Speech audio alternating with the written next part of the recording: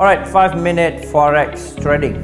Bagaimana untuk trading menggunakan single time frame dan multi time frame? So yang sebaiknya ialah kita menggunakan konsep multi time frame, dan multi time frame yang kita perlu gunakan ialah dinamakan sebagai minimum 3 TM. So ini adalah formula 3 time frame. Okay? So 3 time frame bermaksud ialah kita mesti menggunakan 3 time frame. So apa yang dimaksudkan adalah you mesti gabungkan 3 time frame. So pertama dikenali sebagai, itu dinamakan sebagai, itu dipanggil trading time frame. Okay? Trading time frame. So trading time frame ni bermaksud ialah tempat di mana yang you melihat itu possible yang dinamakan sebagai setup. Bermaksud ada trading plan. Okay?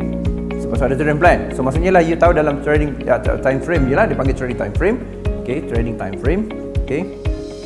Trading time frame bermaksud ialah you fokus kepada macam mana nak ada setup trend. Contohnya you ada setup candlestick trend, you ada setup Fibo trend, you ada setup apa sajalah setup yang dipakai, tapi point utama ialah you dah tahu ini adalah trading time frame. So let's say trading time frame ni berada di sini. Buka-buka you tengok di H1, H4 dengan daily kan, biasanya kita tengok kat sini.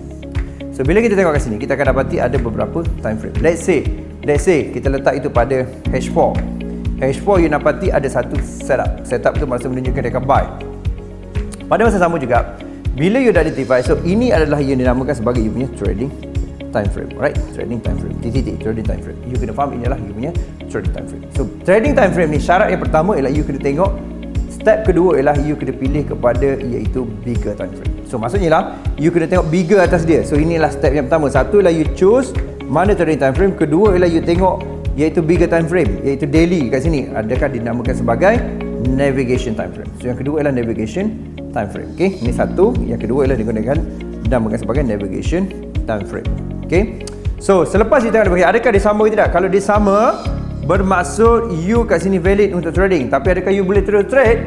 Tapi sebenarnya yang antara benda yang kena buat ialah you kena patah balik kepada di sini balik, iaitu di yang ke belakang daripada trading time frame, dinamakan sebagai entry time frame.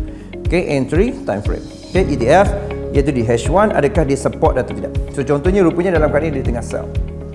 So sell bermaksud ialah dia sedang menunggu setup pada time frame besar. Jadi you tunggu ini untuk jadikan buy supaya boleh naik bersama-sama.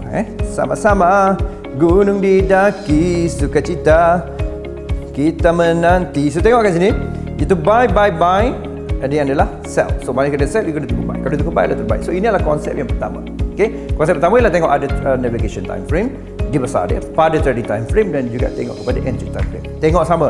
Okay, apa kata kalau dia tak sama? Okay, let's say macam ni. Saya akan bagi tipu yang kedua. Time frame ni you boleh pilih mana-mana. You boleh H1, H4 daily, ataupun you boleh pilih M15, M30 H1, tak ada masalah. Tapi konsepnya sebagai trading TF. Okay? So kita akan tengok apa benda yang finale kita ni. Iaitu apa benda yang sebenarnya bantu kita. Okay? Kita tengok kat sini. Alright. So sekarang ni antara perkara yang paling penting lah, antara benda yang saya tengok ialah, let's say kita masuk konsep yang sama. Let's say kita kata kita nak trade time frame yang lebih kecil. Let's say, tak kisah. So contoh kita M30, okay, H1 dengan H4. Okay, jadi kita dah define ini adalah kita punya trading time frame. Okay, trading time frame ni let's say lah you katakan ialah sementara ini you nampak setup tu adalah sell. You nampak di sini juga sell. Betul tak? Kebetulan you buka-buka tengok ni sell. Tapi rupanya di H4 you dapati rupanya dalam keadaan buy. So macam mana cerita dia? Kan, dia adalah perkara berlainan. So apa yang you kena buat adalah step kedua ialah you kena alih. Maknanya ialah di navigation time frame tadi dah menjadi trading time frame. Okay, navigation tadi yang you kata tadi trading time frame, dia beralih kepada navigation time frame. So navigation time frame akan jadi you punya trading time frame pula. So apa nak buat? Step yang sama pula. Tengok pula pada daily. Ada daily support baru you trade. So maknanya dia boleh berpindah, boleh tukar pattern. Alright, hopefully you faham. So inilah forex 5 minutes. So jumpa lagi dalam 5 minit akan datang.